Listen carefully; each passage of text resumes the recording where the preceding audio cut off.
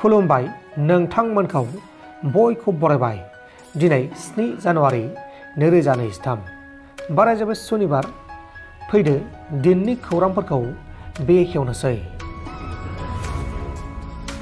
बर' हारिनि 3 दैदेनगिरिफोरखौ पुलिसआ एरेस्ट खालामदों। हर गेजेरनि समाव एरेस्ट खालामदों।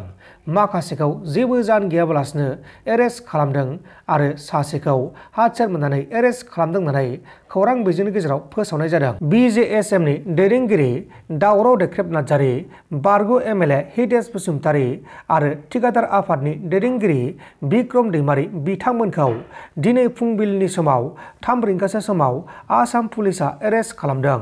दावराव देख्रेब नार्जारी आरो बिक्रम दैमारी बिथांमोनखौ आसाम पुलिसआ मानि थाखाय सोरनि बिथोन मोननानै एरेस्ट खालामखो बेखौ दासिमाव रोखा खालामथ'नाय जायाखै। गुबुन फारसेथिं बारग' MLA हितेश बसुमतारी बिथांनि न'खरनिफ्राय गोबां बिबांनि हाथियारफोर आरो गोथां गुलि बोखांनो हादों होननानै खौरां बिजोंनि गेजेराव फोसावनाय जादों। बोखांनो हानाय हाथियारफोरखौ AK series rifle, AK magazine, AK एमुनिसन, M16 rifle, M16 magazine आरो M16 एमुनिसन होननानै फोसावनाय जादों।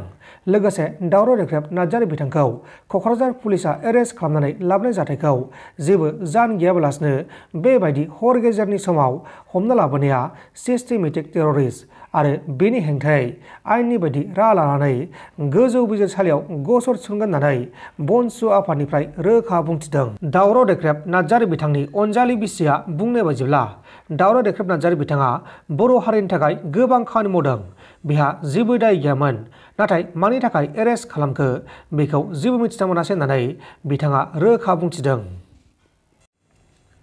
केरलानि काड्डिनामकुलामाव नखर मोनसेनि 3 सुबुङा माखासे रां रुफानि आंखालाव गावसोरनि जिउखौ अरजों सावनानै फोजोबना लादों।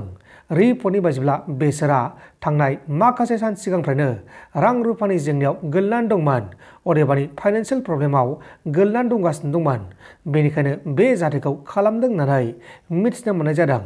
थैनायफोरनि मुङा जाबाय रामेश 50 बोसोर बैसोनि, रामेशनि असे बिसि सुलाजा कुमारी 44 बोसोर बैसोनि आरो बिसोरनि फिसाजो गथ' रेशमा 22 बोसोर बैसोनि।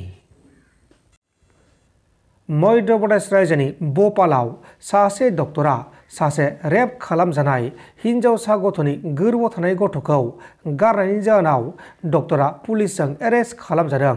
गिबियावनो बे डक्टरा एरेस्ट खालामजायाखैमोन। उनाव बे जाथाया सोराङाव फैनानै डक्टरा एरेस्ट खालामजादों। हमजानाय डक्टरनि मुङा जाबाय डक्टर मानाक श्रीवास्तवा।